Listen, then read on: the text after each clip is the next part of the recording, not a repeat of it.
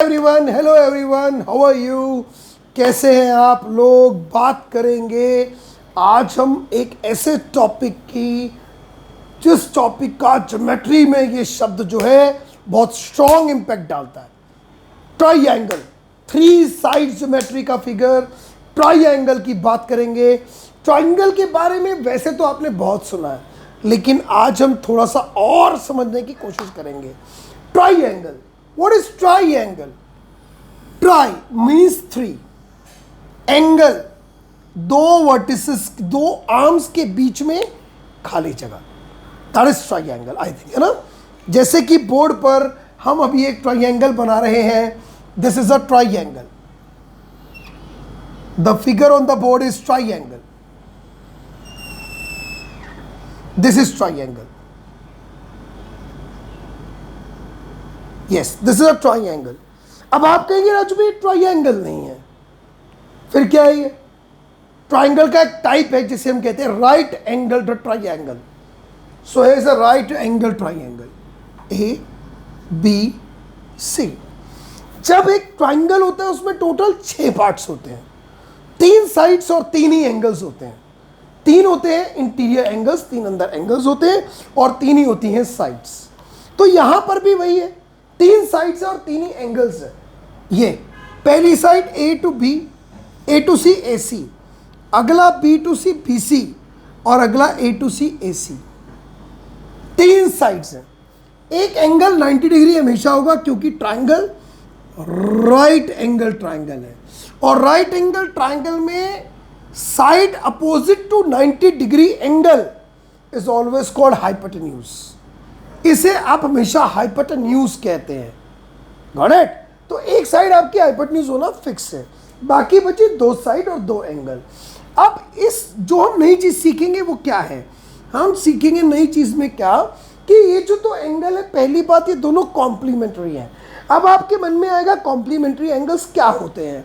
ऐसे कोई भी 2 एंगल जिनका सम 90 डिग्री हो उन्हें आप और मैं कहते हैं कॉम्प्लीमेंट्री एंगल्स। तो यहां पर ये दोनों एंगल्स जो हैं कॉम्प्लीमेंट्री हैं क्योंकि 3 का सम 180 डिग्री होता है। एक आपका 90 हो गया, बाकी बचे 2 90 डिग्री। अब एक एंगल को हम कंसीडर करते हैं बालकों, बच्चों, थीटा। थीटा तो other will be 90 minus theta. Why is it so? Because both angles are complementary, this one and this one. If this is 20, this is 70, this is 40, this is 50, this is 50, this is 40, this is 70, this is 20, दोनों का सम क्योंकि 90 ही आना चाहिए, that's why। अब ये theta आपको बहुत कुछ बताता है। ये थीटा आपको आइडिया देता है कि आप बेस किसे लेंगे और परपेंडिकुलर किसे लेंगे। इस थीटा की प्रॉपर्टी ये रहती है कि थीटा हमेशा बेस के और हाइपोटेन्यूज के बीच में बनता है। तो this side will be your base, as if अगर आपने इसको थीटा लिया तो, अगर आप इस एंगल को थीटा ले रहे हैं, इस वाले को, तो then this will be your base. That all depends कि हम थीटा किसे ले रहे हैं।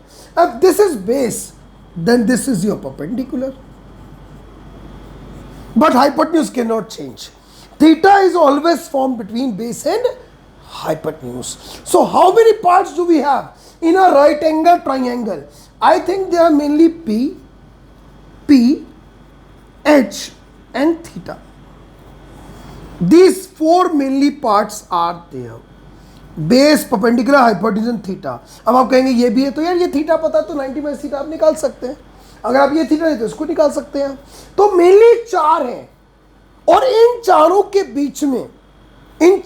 बीच में अगर कोई रिलेशनशिप बनाने वाला है तो वो आपके पास है ट्रिगोनोमेट्रिक रेशियोज। आपके पास टोटल 6 ट्रिगोनोमेट्रिक रेशियोज होती हैं बालकों। Totally you have 6 trigonometric ratio, always 6। Yes, you heard it right, there are 6 trigonometric ratios always. आपके पास 6 ट्रिगोनोमेट्रिक रेशियोज होती हैं।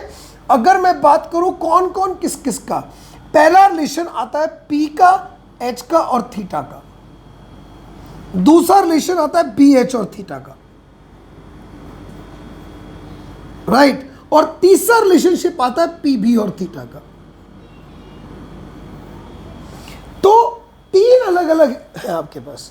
अगर आपका पी एच और थीटा का रिलेशन चाहिए आपको, तो आप या तो सिन थीटा यूज कर लो या कॉसेक थीटा यूज कर लो, ये आपके ऊपर डिपेंड करता है। आप इन रेशो को तब यूज करो जब आपको रेशो सिन का, पी का, एच का और थीटा का चाहिए। मतलब जब आप चाहते हो कि आप बेस की बात ही ना करो, when you don't want to talk about, when you don't want to discuss about the base, जब आप बेस की बात ही नहीं करना चाहते तो आप सिन थीटा का यूज करो या कॉस थीटा, कॉसेक थीटा का यूज करो। And both are reciprocals of each other. You can see sin theta is equals to p by h, cos theta is equals to h by p. Got it? अगला B H और theta का कब use करो? जब आपको बात करनी हो cos थीटा की, सॉरी बी एच और थीटा की बात तब आप करोगे जब आपको सिर्फ दो चीजें पता है, एक नहीं पता, और आपको बी की, एच की और थीटा की रिलेशनशिप की बात करनी है, तो या तो cos थीटा यूज करो और या फिर इसका सब्स्टिट्यूट एक और भी होता है sec theta, and both are reciprocal of each other. तो आप cos थीटा sec थीटा कब यूज करोगे? जब आपको बी एच और थीटा की बात करनी, परपेंडिकुलर की बात ही नहीं करनी, तो आप sec थीटा का यूज और cos थीटा का यूज करो। और अगर आपको पी बी और थीटा की बात करनी है, सिर्फ एच हाइपोटेन्यूज के बारे में बात ही नहीं करनी है, तो भाई आप यूज करो tan theta is equals to P by B, और या फिर cot theta is equals to B by B, and both again are reciprocal to each other. So there are 6 trigonometric ratios, 6 trigonometric ratios. और ये theta जो हमने angle की बात करी, the value of theta can be lie between 0 to 90 degree, but in this chapter, the chapter called applications of trigonometry, we will have to learn only 3 values: 30 degree, 45 degree and 60 degree as per our syllabus। हमें इन तीनों values के बारे में ही majorly बात करनी है, या तो 30 डिग्री की, या 45 डिग्री की, या 60 डिग्री की बात करनी है। अब बात करते हैं आगे कुछ और इंपॉर्टेंट चीजों की। अब ये theta, sin theta, cosec theta का क्या मतलब है बताना चाहूंगा। सिन थीटा, सिन क्या है? रेशो, और थीटा क्या है? एंगल जो बना बेस के और हाइपोटेन्यूज के बीच में, जो एंगल 0 से बड़ा और 90 तक हो सकता है। अब ये थीटा ही हमें बहुत कुछ बताएगा। क्या बताता हूं? फॉर एग्जाम्पल मैंने बोला sin 30 degree. What do you mean by sin 30 degree? इसका मतलब है सिन रेशो की वैल्यू जब आपका थीटा 30 डिग्री का हो। अगर मैं बोलता हूं 1045 degree, so what do you mean 1045 degree? 10 ratio की वैल्यू जब आपका थीटा 45 डिग्री का हो। cos 60 degree, what do you mean by that? cos ratio की वैल्यू जब थीटा 60 डिग्री का हो। These are the meanings. और ये वैल्यूज आपको याद करनी है सब 6 रेशोज की। थीटा जब 30 हो, 45 हो, 60 हो, ये वैल्यूज आपको आपकी एनसीईआरटी की बुक में मिलेंगी। अगर आप अपनी एनसीईआरटी की बुक खोलेंगे, ट्रिगोनोमेट्री का चैप्टर निकालेंगे, चैप्टर 8, तो आई विल शो यू कि आपको ये वैल्यूज वहां पर गिवन है। कुछ वैल्यूज कौन कौन सी, लेट मी शो यू। मैं आपको दिखाता हूं कि वैल्यूज कौन सी है। अगर आप अपनी एनसीईआरटी का पेज 185 खोलेंगे, page number 185, here it is, yes. यहां आपको एक टेबल गिवन है जहां पे आपको सिन, कॉस, टेन, कॉट, सेक, कॉसेक की अलग अलग रेशो 30 पर भी, 45 पर, 30 डिग्री, 45, 60 पर वैल्यूज गिवन है। तो ये वैल्यूज आपको लर्न करनी होंगी थीटा 30 पर, 45 पर, 60 पर याद पूरी टेबल करनी है। लेकिन एप्लीकेशंस ऑफ ट्रिगोनोमेट्री के अंदर आपको सिर्फ 3 ही वैल्यूज पूछी जाएंगी: 30, 45 एंड 60 डिग्री। करेक्ट? तो ये टेबल आपको लर्न होना चाहिए, ये रेशो लर्न होना चाहिए, और ये पता होना चाहिए कि आप ये वैल्यूज को यूज कहां करेंगे, कब करेंगे। तो I think you will always remember कि सिन और कॉसेक यूज तब करना जब पी की, एच की और थीटा की बात हो। कॉस और सेक का यूज तब करना जब बात हो बी, एच और थीटा की। और टेन थीटा और कॉट थीटा की वैल्यू का यूज तब करना जब बात हो आपकी पी की और थीटा की। उसके अलावा आपको कुछ याद नहीं रखना। और अगली चीज याद रखनी है, values of different ratios at theta 30, 45 and 60 degree. So this is the basic trigonometry, point number 1। अब बात करते हैं पॉइंट नंबर 2 की। इस चैप्टर में क्या बातें होंगी, इस चैप्टर में बात होनी क्या क्या है वो सीखना बहुत जरूरी है। आखिर ये चैप्टर क्या कहता है, जैसा कि आपको नेम सजेस्ट, वैसे ये commonly chapter height and distance के नाम से बहुत फेमस है। हाइट मतलब ऊंचाई और डिस्टेंस का मतलब दूरी। ऊंचाई और दूरी, ऊंचाई हमेशा परपेंडिकुलर और दूरी बेस भी हो सकती है और हाइपोटेन्यूज भी हो सकता है। इस चैप्टर में आपको किस बारे में कैसे कैसे कंसेप्ट यूज करना है वो सीखना बहुत जरूरी है। तो बताता हूं, अब सुने ध्यान से। सिन है, कॉस है, कॉट है, सेक है, कॉसेक है और टेन है, 6 रेशोज है। यूज कैसे करें, बात याद रखो। पहली बात तो ट्रिग्नोमेट्री, ट्रिगोनोमेट्री हमेशा राइट एंगल ट्राइंगल में अप्लाई होगा, point number 1। Point number 2, chapter का नाम है एप्लीकेशंस ऑफ ट्रिगोनोमेट्री, मतलब ट्रिगोनोमेट्री का एप्लीकेशन, उसका यूज। तो यूज कैसे करें सिखाता हूं। देखो यार, हम अलग अलग समय पर अलग अलग चीजें ऑब्जर्व करते हैं।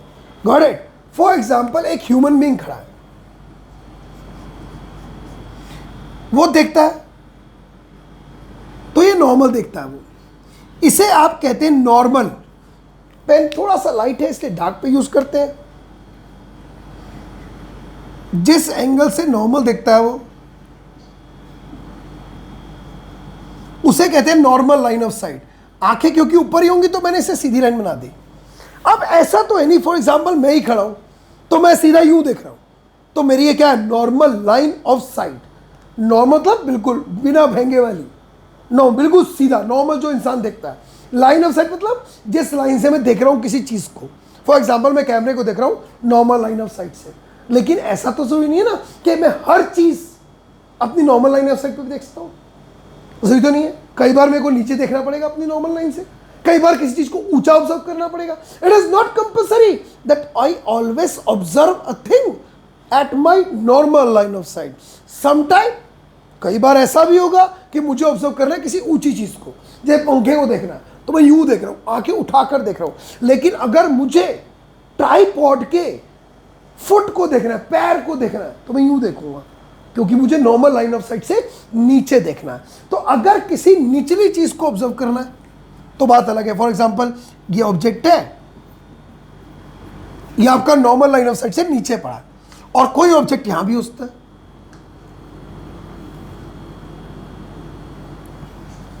तो कभी ऊपर देखना पड़ सकता है, कभी नीचे देखना पड़ सकता है। Am I right or wrong? अब मान लो भाई, आप ग्राउंड पे खड़े हो और आपका फ्रेंड 3rd फ्लोर पे खड़ा है, 3rd फ्लोर की बालकनी में खड़ा है, और आप उसे हाय बोल रहे हो, तो कैसे बोलोगे? ऐसे नहीं बोलोगे हाय, ऐसे तो नहीं बोलोगे। 3rd फ्लोर की बालकनी में कैसे देखोगे? ऐसे। डिपेंड करता है आप कहाँ खड़े हो। अगर आप उससे ऊंचे खड़े हो तो आप नीचे देखोगे, आप उससे नीचे खड़े हो तो आप ऊपर करके देखोगे। फॉर एग्जाम्पल, मैं यहां से देख रहा हूं अपने फ्रेंड को बालकनी में 3rd फ्लोर की, यहां पर। अब ऑब्वियस है बालकनी में खड़ा होगा 3rd फ्लोर की, तो ये अगर बिल्डिंग है, मान लो खड़ा है वो बंदा, है कि नहीं। और अगर मैं मान लो 2nd फ्लोर पे खड़ा हूं,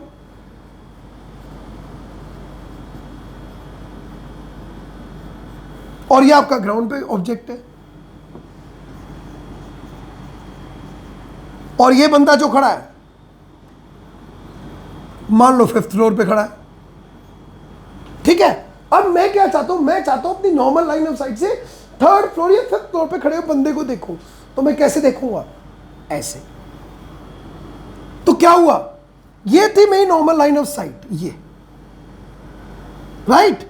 अब मैंने क्या देखा, उससे ऊंचा देखा। कितना ऊंचा? इतना ऊंचा, इतना ऊंचा। तो ये क्या हुआ, बीच में एक एंगल बना, समथिंग लाइक दैट। कैसे दिखाता हूं, I will use my hands also. ये था नॉर्मल लाइन ऑफ साइट, मैंने ऊंचा देखा ऐसे, ये देखो ऊंचा देखा ऊपर, तो बीच में क्या हुआ, एंगल बना, जगह खाली बच गई, ये जगह, ये जगह बच गई, दिस इज एंगल बन गया। और अगर बात की बात करेंगे तो ये बन गया एंगल से थीटा। लेकिन इस एंगल को, ये कहां बन रहा है एंगल, नीचे से ऊपर। देखो मैं एरो बना रहा हूं नीचे से ऊपर की तरफ। इस एंगल को आप कहते हो एंगल ऑफ डिप्रेशन। ऐसा क्या? नहीं।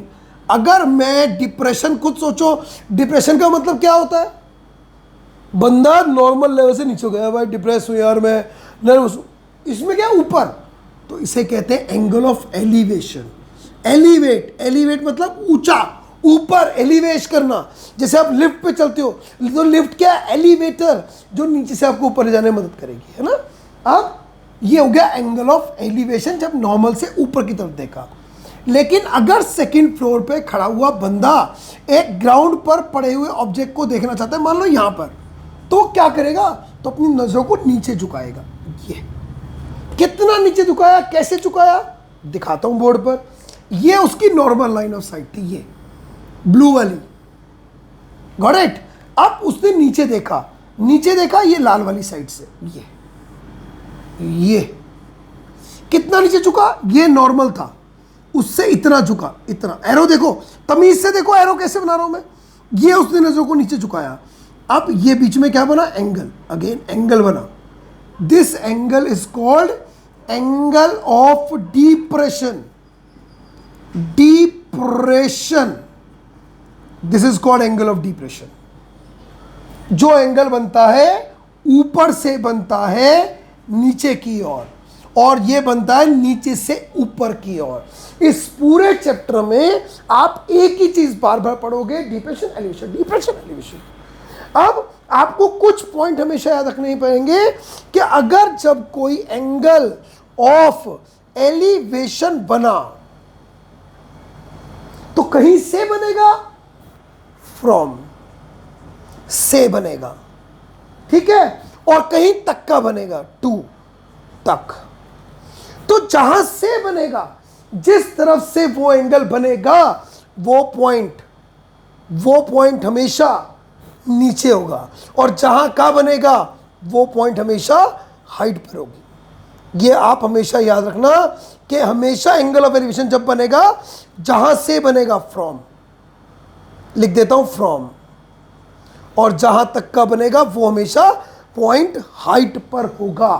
फ्रॉम माने से, टू माने तक, प्रपोजिशन, एट माने पर, ऑन माने पर, फ्रॉम माने से। ये बहुत इंपॉर्टेंट है। Angle of elevation always forms, हमेशा बनेगा from a point which must लाई, कैसे होगा वो, नीचे, निचली हाइट पर, और जहां का बनेगा वो पॉइंट हमेशा ऊंचा होगा, ज्यादा हाइट पर होगा। लेकिन अगर मैं बात करूं एंगल ऑफ डिप्रेशन की, दैट इज कंप्लीटली रेसिप्रोकल। अगर मैं बोलूं डिप्रेशन का एंगल, एलिवेशन का एंगल, एंगल ऑफ डिप्रेशन जब बनेगा तो जो जहां से बनेगा, फ्रॉम, और जहां तक का बनेगा वो नीचा होगा। लेकिन इसमें भी एक बात ध्यान रखना कि फ्रॉम जब बना तो एंगल ऑफ डिप्रेशन दिखाने के लिए आपको पहले नॉर्मल लाइन ऑफ साइट दिखानी है, ऐसे नॉर्मल लाइन ऑफ साइट दिखानी है। अगर आपने नॉर्मल लाइन ऑफ साइट नहीं दिखाई, your question will be completely wrong. तो ये नॉर्मल लाइन ऑफ साइट दिखाएंगे आप ऐसे। अब ये पॉइंट पे देखना है, तो ये एंगल, अब एंगल कहां बना, यहां से बना यहां तक। डार्क कर देता हूं थोड़ा सा, ध्यान से ऑब्जर्व करो। ये देखो, ये नॉर्मल, यहां से इतना, प्रॉपर मार्क देखना, एंगल ऑफ डिप्रेशन होता है ये।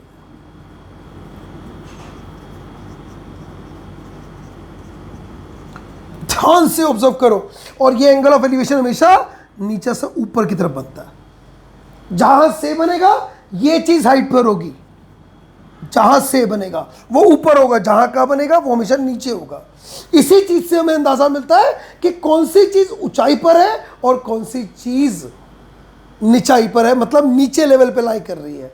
इसी से चलेगा कि एलिवेशन और डिप्रेशन के बारे में पता होना चाहिए। Got it. अगली बात हमेशा याद रखना, जितना पास जाके अगर एक चीज यहां से ऑब्जर्व कर रही है इस पॉइंट को, ठीक है, जितना, अगर मान लो यहां से हमने ऑब्जर्व किया, ये एंगल ऑफ एलिवेशन बना, एक कहां बना दिखाता हूं मार्क करके, ये मान लो बना θ1। अब उसी चीज ने यहां से ऑब्जर्व किया, यहां से, तो ये एक और एंगल बना θ2।